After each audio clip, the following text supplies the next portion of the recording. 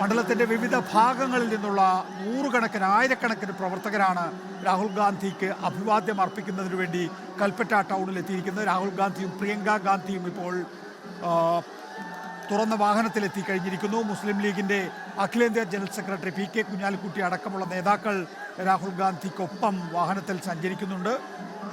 യു.ഡി.എഫിന്റെ പ്രമുഖ നേതാക്കളെ നമുക്ക് കാണാവുന്നതാണ്. കെ.സി. വേണുഗോപാൽ എ.സി.സി സംഘടനാ ജനറൽ സെക്രട്ടറി കൂടി രാഹുൽ ഗാന്ധിക്കൊപ്പമുണ്ട്.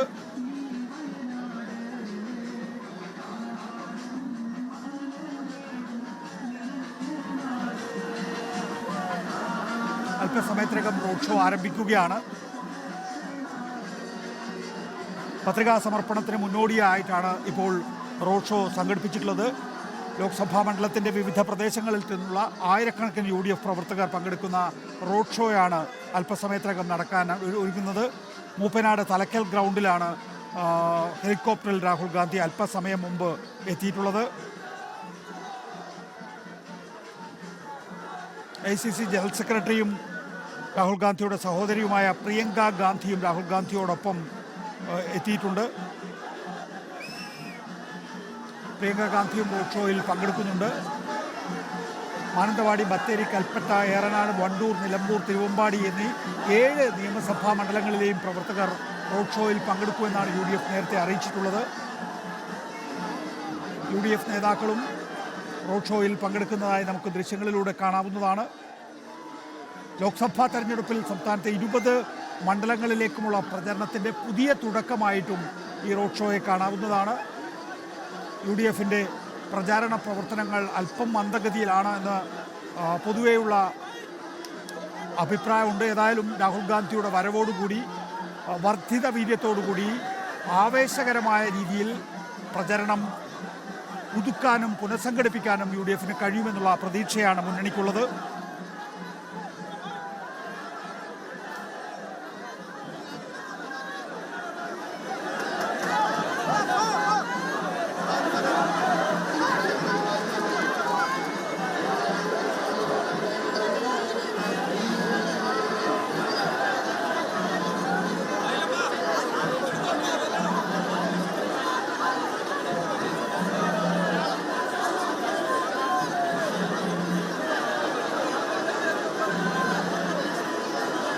ദീപക് മലയമ്മ തുടരുന്നുണ്ട്. ദീപക്, രാഹുൽ വാഹനത്തിൽ കയറിയിരിക്കുന്നു. പ്രവർത്തകരുടെ ബാഹുല്യം കാരണമാണോ വാഹനത്തിന് മുന്നോട്ട് നീങ്ങാൻ കഴിയാതിരിക്കുന്നത്? ഇപ്പോൾ മുന്നോട്ട് നീങ്ങിയിട്ടുണ്ട്. നികേഷ, ഇപ്പോൾ റോഡ് ഷോ ആരംഭിച്ചിരിക്കുന്നു. കൽപ്പറ്റ പുതിയ ബസ് സ്റ്റാൻഡ് പരിസരത്ത് നിന്ന് വാഹനം തുടങ്ങിയിരിക്കുന്നു. ഇനി അല്പസമയത്തിനകം തന്നെ ഇത് കൽപ്പറ്റയുടെ നഗരവീഥികളെ പിന്നീട് കളക്ടറേറ്റ് പരിസരത്തേക്ക് എത്തുമെന്നുള്ളതാണ് നമുക്ക് ദൃശ്യങ്ങളിൽ തന്നെ കാണാൻ സാധിക്കും. എം ഹസൻ, ഒപ്പം തന്നെ V D. Satheesan, Mons Joseph, P K. Kunhalikutty, Ramesh Chennithala, K C. Venugopal അടക്കമുള്ള നേതാക്കൾ ആ ഒരു റോഡ് ഷോയിൽ രാഹുൽ ഗാന്ധി പങ്കെടുക്കുന്ന വാഹനത്തിന്റെ തൊട്ട് മുൻനിരയിൽ തന്നെയുണ്ട്. പ്രിയങ്ക ഗാന്ധിയും രാഹുൽ ഗാന്ധിയും പ്രവർത്തകരോട് അഭിവാദ്യം ചെയ്തുകൊണ്ട് കടന്നു വരികയാണ്. ഇപ്പോൾ ആ ദൃശ്യങ്ങളാണ് നമുക്ക് കാണാൻ സാധിക്കുന്നത്. ആദ്യഘട്ടത്തിൽ പ്രവർത്തകരെ പൂർണ്ണമായും ഈ ഒരു വാഹനത്തിന്റെ പുറകുവശത്ത് ക്രമീകരിക്കണമെന്നുള്ള കഴിയാതെ വരുന്നു. നിരവധിയായ പ്രവർത്തകർ വാഹനത്തിന്റെ മുൻവശത്തേക്ക് കടന്നു വരുന്ന കാഴ്ച നമുക്ക് കാണാൻ സാധിക്കുന്നു. അങ്ങനെ വലിയ പ്രവർത്തക ബാഹുല്യം യു.ഡി.എഫ് ക്യാമ്പുകൾ ഉണ്ടാക്കാൻ സാധിച്ചിരിക്കുന്നു. 7 നിയോജക മണ്ഡലങ്ങളിൽ നിന്നായി നിരവധിയായ പ്രവർത്തകർ റോഡ് ഷോ നടക്കുന്ന കൽപ്പറ്റയിലേക്ക് എത്തിച്ചേർന്നിരിക്കുന്നു എന്നുള്ളതാണ്. പ്ലക്കാർഡുകൾ ഉയർത്തി രാഹുൽ ഗാന്ധിക്ക് മുദ്രാവാക്യം മുഴക്കിക്കൊണ്ടാണ് യു.ഡി.എഫ് പ്രവർത്തകർ മുന്നോട്ട് വന്നിരിക്കുന്നത്. ഈ വരുന്ന തെരഞ്ഞെടുപ്പിൽ പൂർണ്ണമായും വലിയ തരത്തിലുള്ള ഭൂരിപക്ഷം നേടാൻ സാധിക്കുമെന്നുള്ള പ്രതീക്ഷ യു.ഡി.എഫ് ക്യാമ്പ് വെച്ച് പുലർത്തുകയും ചെയ്യുന്നുണ്ട്. നേരത്തെ തന്നെ 11 മണിക്കായിരുന്നു ഇത്തരത്തിൽ ഒരു റോഡ് ഷോ നിശ്ചയിച്ചിട്ടുണ്ടായിരുന്നത്. എന്നാൽ ഇപ്പോൾ 11:30 കഴിഞ്ഞ ആളുകൾ ഇത്രയും സമയം കാത്തു നിന്നിട്ട് പോലും ആ ഒരു ആവേശവും വീര്യവും ഒന്നും തന്നെ ഒട്ടും ചോർന്നു പോകുന്നില്ല എന്നുള്ള കാഴ്ചയാണ് നമ്മൾ കാണുന്നത്. അങ്ങനെ ഈ ഒരു വയനാട് മണ്ഡലത്തിൽ ഏത് തരത്തിലുള്ള മത്സരമുണ്ടായാലും ആ മത്സരത്തെ പൂർണ്ണമായും അതിജീവിക്കാൻ കഴിയുന്ന തരത്തിൽ തന്നെ ഇത്തവണയും മത്സരം കാഴ്ചവെക്കാൻ കഴിയുമെന്നുള്ള പ്രതീക്ഷ സുരക്ഷ UDF ക്യാമ്പ് പൂർണ്ണമായും നിലനിർത്തുന്നു എന്നുള്ളത് കൂടിയാണ് പറയാൻ സാധിക്കുക. രാഹുൽ ഗാന്ധി സ്ഥാനാർത്ഥിത്വം പ്രഖ്യാപിച്ചതിന് ശേഷം ഇതുവരെ മണ്ഡലത്തിലേക്ക് എത്തിയില്ലല്ലോ എന്നുള്ള പരിഭവം, പരാതികൾ ഒക്കെ തന്നെ UDF ക്യാമ്പിന്റെ ഭാഗത്ത് നിന്ന് ഉണ്ടായിരുന്നു. ആ പരാതികളും പരിഭവങ്ങളും ഒക്കെ ഇതോടുകൂടി അലിഞ്ഞില്ലാതാകുന്ന കാഴ്ചയാണ് കാണാൻ സാധിക്കുന്നത്. പ്രവർത്തകരുടെ ആശങ്കകൾ ഒരു തരത്തിലും മറുപടി പറയാൻ കഴിയാതെ പോയിരുന്ന LDF ക്യാമ്പ് അടക്കം ഉയർത്തിയിരുന്ന വിസിറ്റിംഗ് MP എന്നുള്ള ആരോപണം, ആക്ഷേപം, അതിനെയെല്ലാം തന്നെ അക്ഷരാർത്ഥത്തിൽ മായ്ച്ചു കളയുന്നതിന് UDF ക്യാമ്പിന് കിട്ടിയിരിക്കുന്ന ഒരു അവസരവും കൂടിയാണ്. അതിനുള്ള എല്ലാവിധത്തിലും UDF ക്യാമ്പിനോട് LDF ഒപ്പം തന്നെ NDA ക്യാമ്പ് ഉയർത്തിയുള്ള ചോദ്യങ്ങൾക്ക് വലിയ ജനപങ്കാളിത്തത്തോടു കൂടിയുള്ള റോഡ് ഷോ സംഘടിപ്പിച്ച് മറുപടി നൽകുകയാണ് രാഹുൽ ഗാന്ധി എന്ന് പറയേണ്ടി വരും.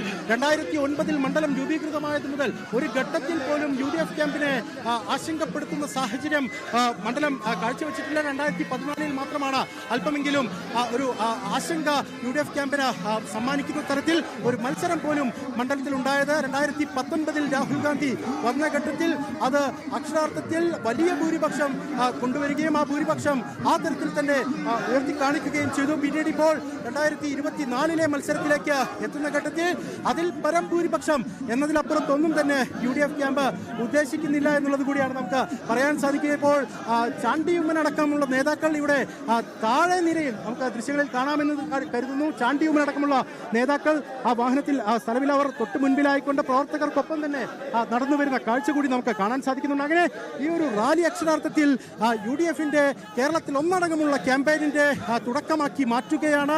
ആ പോരാട്ട വീര്യം ആ തരത്തിൽ തന്നെ ഉണ്ടാക്കുകയാണ് UDF എന്ന് പറയേണ്ടി വരും.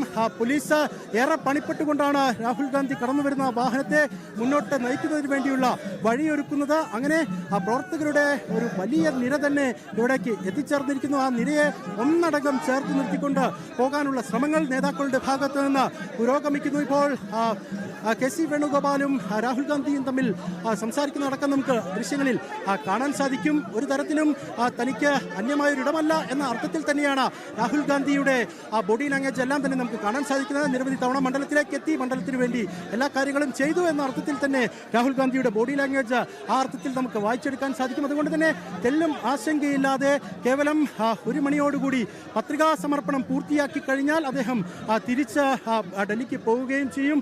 രാജ്യത്ത് ഒന്നടങ്കം താരപ്രചാരകൻ എന്നുള്ള അർത്ഥത്തിൽ UDF ക്യാമ്പിനെ, കോൺഗ്രസിനെ ഒക്കെ സംബന്ധിച്ച, ഇന്ത്യ സഖ്യത്തെയൊക്കെ സംബന്ധിച്ച പ്രചാരണ പ്രവർത്തനങ്ങൾക്ക് ചുക്കാൻ പിടിക്കേണ്ട ചുമതല കൂടി രാഹുലിനുണ്ട്.